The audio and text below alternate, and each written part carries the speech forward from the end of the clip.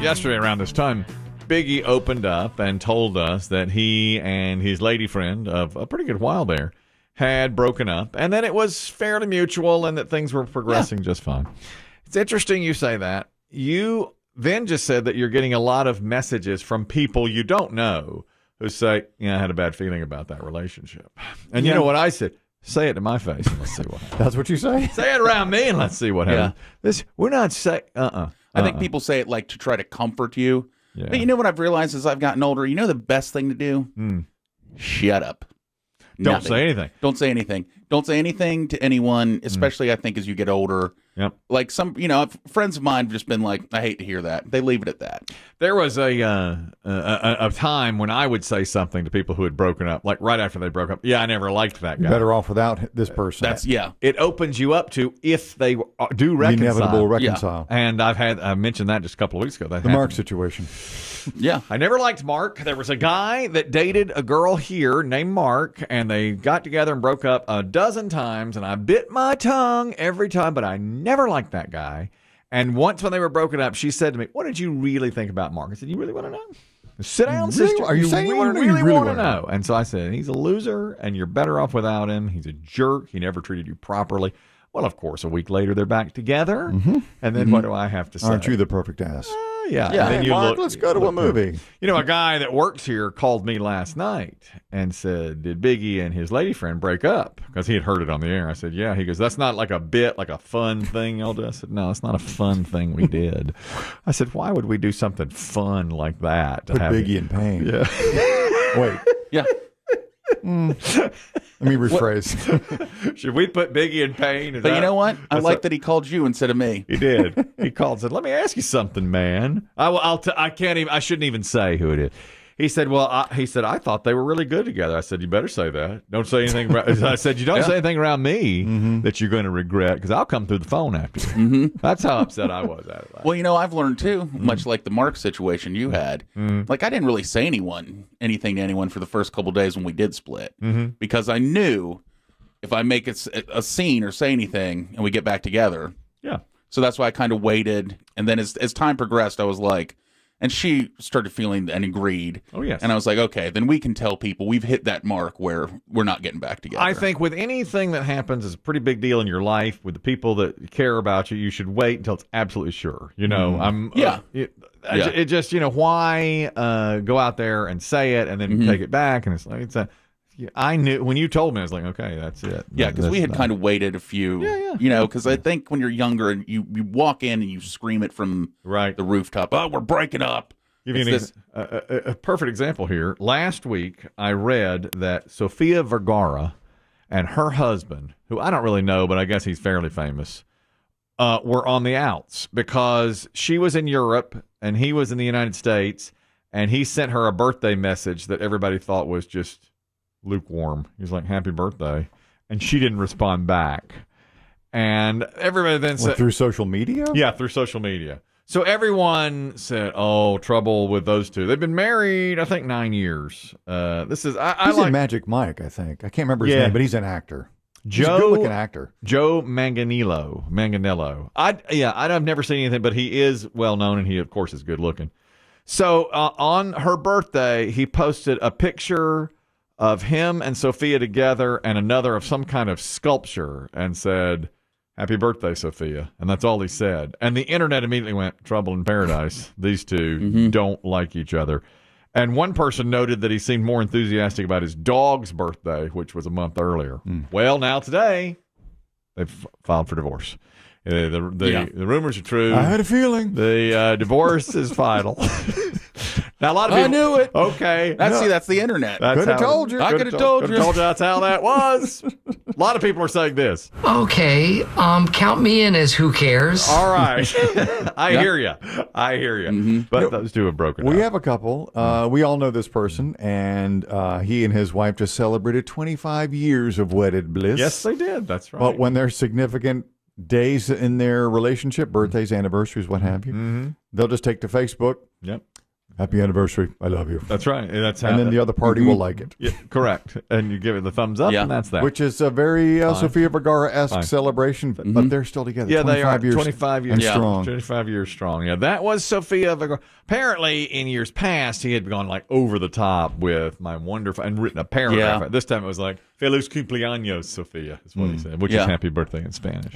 I think looking back, like she and I, my ex and I, both have kind of a defining moment where we noticed that things flipped for both of us. Yeah. And then things weren't the same since then. Same moment. Yeah, same moment actually. Was it Just recent? No, a couple months ago, two very different views on it. Oh, really? Yeah, and that's where I think it started. Was it a Yeah, just we had a A disagreement. world event or a personal event? Yeah, like a personal event between the two of us and where you disagreed on? yeah, because she thought it was one thing and I thought it was totally different, and it was like that moment right there that we Yeah. subconsciously split on it. You know, it's funny about couples too. Like, my wife and I have this discussion sometimes when we're watching Friends, and Tom Selleck is with Courtney Cox. I love those episodes. I think he's so good for her. I think she wound up with the wrong person. She wound up with Chandler, and I said, no, I just didn't see It's that. not going to last. It's just not going to last. I had a feeling. In fact, I want to go really into this. Okay. A non-real I want to get really into a relationship. few non-real relationships. And I want Biggie's to bearing his soul. And Tom Selleck was on Friends. Listen to this. Tom Selleck was much older than Courtney Cox, and she wanted kids. And the reason they broke up was he's like, I've raised my kids. I'm through that phase of my life now. I just don't want to be a dad again at 55 or whatever he was. And so they broke up, and I said, I turned to my wife always, and I said, that shouldn't break them up. She goes, of course it has to, because that's a major life thing. She's never going to be truly happy. They were both honest. Yeah, and I said, yeah, but I think they should get married anyway and then not have the kids, and But then one person is not getting what that's what that person yeah, wants. my wife said. I tell you, that's one thing about going back out into anything dating is terrifying for me because she and I were down the line the same. On Didn't that. want the kids. Remember, we had a joke. It was the curse dies with us. Right. Like we did not want. She didn't want kids, even No. though she was of childbearing age. Sure, yeah, but she did not want kids, and that's gross.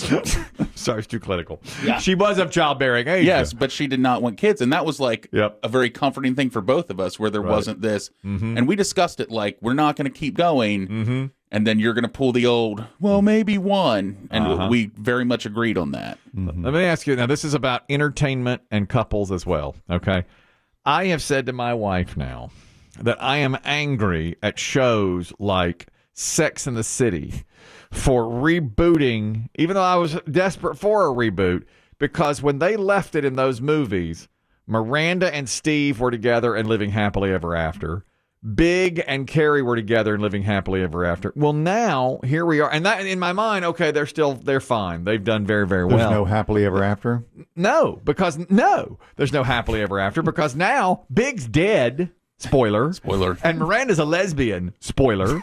And shacking up with another lesbian.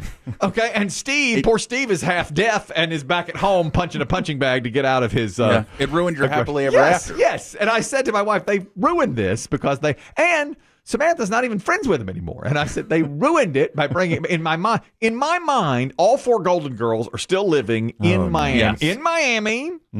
In that. Having cheesecake on the course. lanai? That's right, because I don't have to know they're all dead. Okay, I don't. And Chris Demm, the most hurtful thing Chris Demm's ever said to me in 25 years of this show, I was discussing the finale of Golden Girls, and Chris Demm said, surely it ended with a flat line. And I said, no, it did not end with a flat line. Three of them peering into a casket? No. The question is which? No, it ended with B. Arthur getting married. But in my mind, she got divorced from her husband and came right back, and they were together and happily and still living. And that, by the way, is still in my mind that way. Sex and the City ruined it by coming back and changing things. And there was another show that I thought the same thing. It's like, oh, now I know. Now I know what happened to them, and it's not the same. It's not what I wanted it to be. Breaking Bad did a movie, which I always hated. Yes.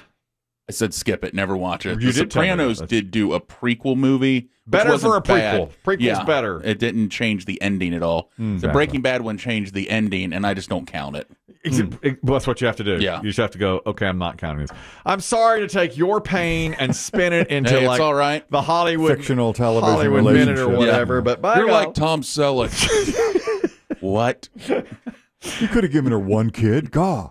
Well, I thought to myself, he could have given her one kid, or they not even, or she could get over it and not have kids. But my wife said, no. She's always then going to feel empty inside because she can't get past that. She wanted kids too bad. I've seen relationships where people agree, we're not having any kids, and then they do get married, and then it becomes, well, she's right. I guess we could have one. And I'm like, but you never wanted. Never wanted. One has to compromise. Either the person that wants the kid or the person that doesn't want the kid. But I always feel like if you're in love, and let me tell you, Richard and Monica were in love. They were in love. And, she loved that guy. And I thought the love should conquer her wanting of children. See, I found that's not true. No, it's not. I find that, as I've learned in this one especially, we love each other. I still love her. I think she still loves me. It just doesn't. You need more than that. You need more than the love. Yeah, I just don't think that. I think what else is there? Shopping? I just think you need to have be able to compromise and talk and just. We became, and she even said, she's like, I felt like we were becoming best friends more than anything, and we started doing things like noticing where we were focusing more on our time apart than together. Like I'd be like, okay, well, oh good, she's not coming here, so I'll have a night to myself to watch TV, and she was doing the same thing. She's like, why don't you go ahead and go to bed? I'm going to stay out here and watch TV. We need a little time alone. Yeah. Right? And that's what we started focusing on the time alone more than the time together. And I think it was like, okay, well, let's just. Okay. That's why I think we're going to be fine. No one hates each other. Yeah, I get that. Yeah. I totally understand that. It's not, but I think it's just because it really did just kind of run its course. Yeah, well, there you are. Yeah. Okay.